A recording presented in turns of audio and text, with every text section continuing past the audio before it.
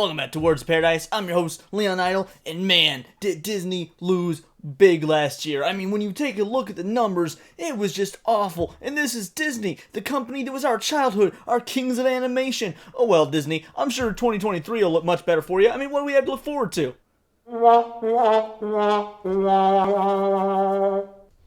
Oh, right. Well, better luck in 2024. Let's take a look at this article detailing just how poorly Disney did last year. Disney lost over $300 million on Lightyear and Strange World. Disney lost hundreds of millions of dollars with Lightyear and Strange World, which were two of the biggest box office bombs of 2022. Well, yeah, no kidding. Let's think about Lightyear specifically for a sec. What franchise is Lightyear a part of? Oh, right, Toy Story, only one of the single most famous children's IPs out there. In fact, Toy Story is one of my favorite movies of all time, but Lightyear lost money. Now, why is that? Don't listen to Disney, because they're going to tell you, their director has come out and said, oh, it lost money because of the marketing, because people just couldn't wrap around their heads that this was the movie that Andy would have seen. This is the movie that inspired the toy. They want to tell you that, hey, audience, you were so dumb that you didn't understand it and therefore we lost money. First of all, don't take that kind of crap from Disney. You as the audience are not dumb. You're smart for not supporting them. But also, yeah, it's a super simple concept. Everyone understood it, but nobody wanted to go see it because there was such negative press around this movie due to the lead up to it. I mean, when you start talking about how the movie is going to, first of all, change one of the key actors, the key voices of a childhood, Tim Allen, who, let's be honest, does have a particularly political lean that isn't super, common in Disney, one they don't like. Now, I'm not actually going to say that the reason they didn't hire Tim Allen was because he was conservative. I don't know. I wasn't there. I am going to say, when you've gone out of your way to very much push progressive politics, and then the lead actor for Buzz Lightyear has been pretty openly conservative for the last few years, and then you don't bring him back, people are going to see something and maybe draw some lines where they may or may not be. That very well could have just been, we wanted Chris Evans because of the name Chris Evans, because he's a big name, he was Captain America, and maybe that's true. But you are inviting those comparisons when you make bad business decisions like not bringing Tim Allen, who has been Buzz Lightyear for generations, at least 2 generations, if not 3, considering when the first Toy Story came out.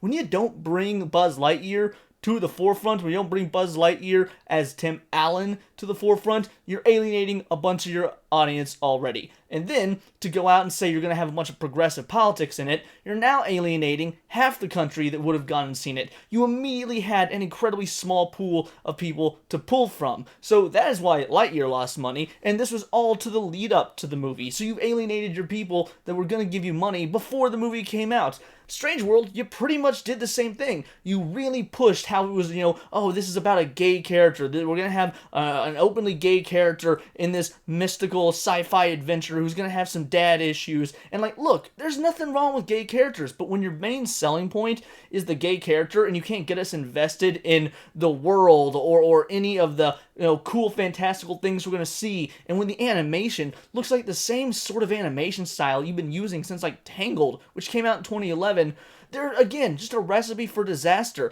Identities are fine. There could be gay characters, there could be female characters, all that is fine. But when your entire pitch and why you should go see this hinges on the come see this for diversity reasons, no kidding you're going to lose money, because that's not what a company that has branded itself as a family company, that's not really the stuff that appeals to the majority of families, to the working class family. Not everywhere is, California and New York City and Boston and these, big metro, left-leaning hubs. You got a lot of families in middle America that want to go see Disney movies, or at least that used to want to go see Disney movies, and, well, look, they're not going to see them now. They're going to see Mario Bros. Instead, because you're not identifying with them, because you're casting your political hand for all the world to see. Let's go through this article, because I've ranted long enough. Back in the day, Disney had the Midas touch. Every story it touched turned to the box office gold, and it retained this gift for decades. Recently, though, something has changed. Deadline just got released a list of 5 of the biggest box office bombs of 2022,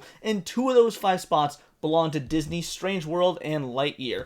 Part of the reason why both these movies tanked is that the COVID-19 pandemic got people too comfortable with the idea of watching movies at home on their couches instead of schlepping their potentially disruptive kids to the theater. There are also faults with movies themselves in ways that Disney chose to tell these stories. Now let's talk about that COVID-19 pandemic stuff, because this is absolute hogwash. I'll show you why. Here we have Top Gun Maverick, a sequel to an 80s movie that who was really asking for? No one. And it made $1.5 billion. This movie came out in May of 2022. Pretty much all COVID restrictions at this point were gone. This ran in theaters for months, again racking up $1.5 billion.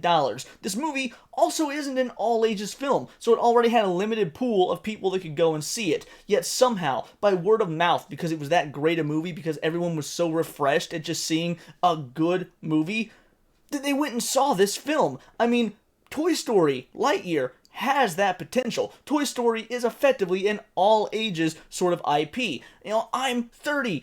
I love Toy Story. Kids love Toy Story. People who are older than me, that were, 10, 11, 12 when Toy Story came out, they loved it. So you've got people who are potentially in their early 40s who love and have loved the Toy Story franchise, but Lightyear couldn't make this money. Now let's compare Top Gun Maverick to Lightyear financially. Lightyear made $226 million worldwide, and it came out in June. It came out a month after Top Gun Maverick, and yet you want to blame COVID?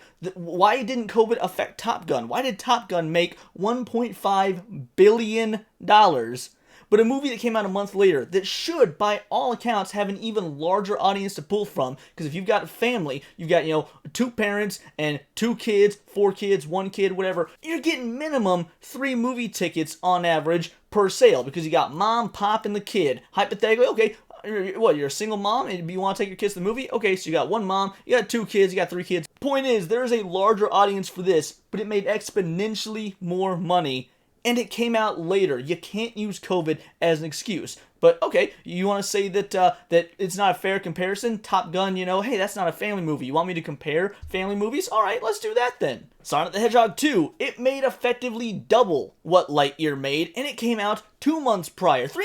It came out in March instead of June. So by your COVID logic, even less people should have been able to go see Sonic the Hedgehog. This is equally a family movie. In fact, I don't know if Sonic the Hedgehog is, more famous than Toy Story. I feel like that's kind of up for debate, so I'm not going to say, Toy Story is more famous, it should have made more money.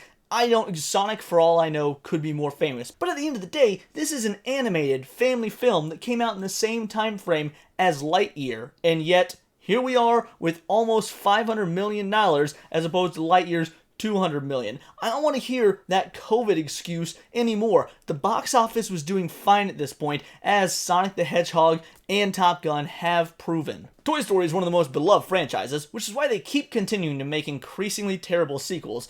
Really? Increasingly terrible sequels? Every single movie in the Toy Story franchise is beloved. 1, 2, 3, and frankly, I believe even 4 is a beloved.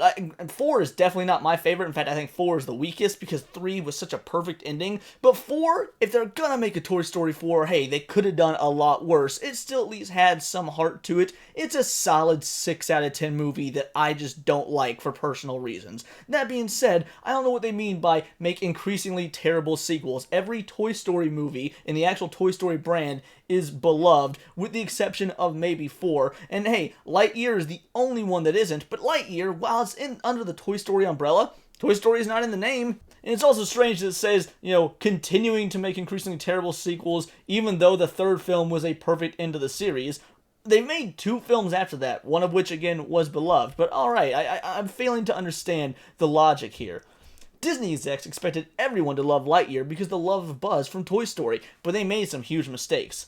Lightyear is the real story of the astronaut that inspired the toy Buzz Lightyear. This seems a bit unnecessary as it is. Remember Buzz Lightyear's existential crisis about whether he was just a toy or a real astronaut in the original Toy Story? But Disney made it even tougher for audiences to like the film by having Chris Evans provide the voice of Buzz Lightyear, the man, instead of Tim Allen, who provides the voice of the toy everyone knows and loves. And that, again, I touched on that near the beginning. Even if the politics is not an issue, which frankly, I don't see a lot of evidence that it is, but if someone were to present some, yeah, I'd be willing to believe it. But as it currently stands, I don't know if politically there is any evidence that Tim Allen didn't come back for that reason. That being said, it's easy to draw those lines, and even if that is not the reasoning, why wouldn't you bring the man who has voiced Buzz Lightyear in every theatrical movie up to this point, as well as a cartoon special before passing the role on to Patrick Warburton in the cartoons? It's a no-brainer to get this man back. By the way, if you guys want to say, oh, it is political, I highly doubt that, because Tim Allen did come back for the Santa Claus series on Disney+.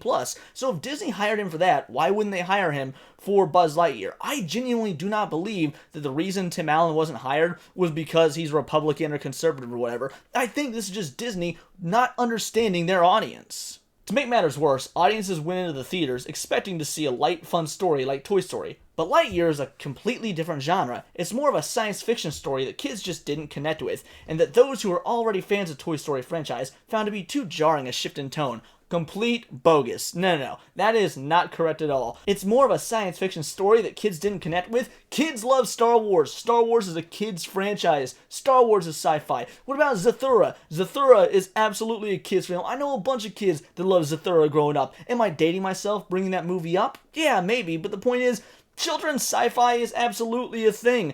Disney put out Big Hero 6 just a few years ago, and that's a sci-fi movie, and kids loved Big Hero 6. So you're trying to tell me that because it was a sci-fi film that kids didn't enjoy it? No, I'm sorry. As someone who's been watching Star Wars since I was at least 4 years old and have remained a lifelong fan since of real Star Wars, not this Disney crap, I can tell you the fact that it's sci-fi is not the reasoning. And the idea that, adults couldn't connect with it because of the jarring shift of tone, adults can connect with good movies. It's that simple. The change in tone doesn't matter too terribly much if the film is good. The film just isn't good.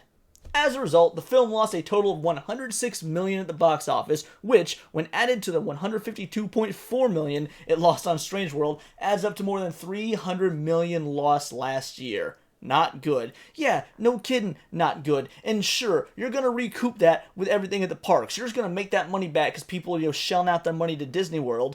But at the end of the day, that could hypothetically eventually dry up if you're not giving the customers what they want. Disney World is already an increasingly more and more expensive prospect for a lot of regular, average middle-class families.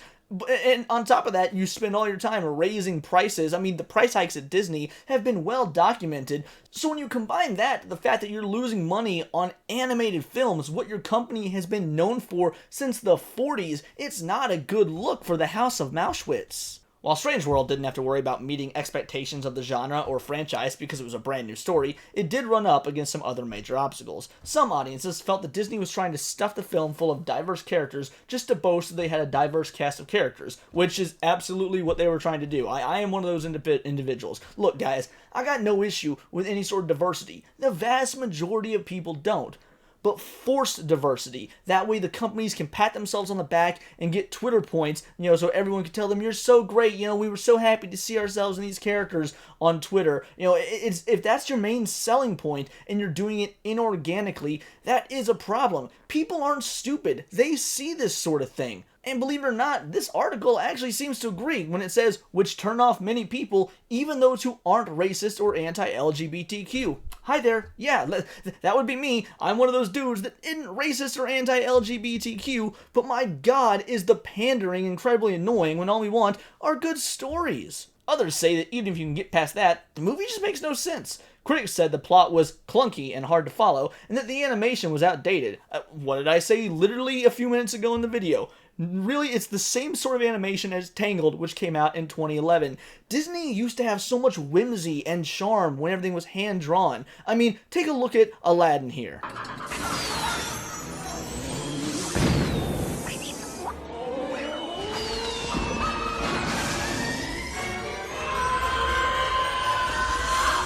Why? 10,000 years will give you such a crick in the neck. Now compare that to Hercules. Hercules! Phil. Come on, kid. Come on. Fight back. Come on, you can take this bum. This guy's a pushover. Look at him. You were right all along, Phil.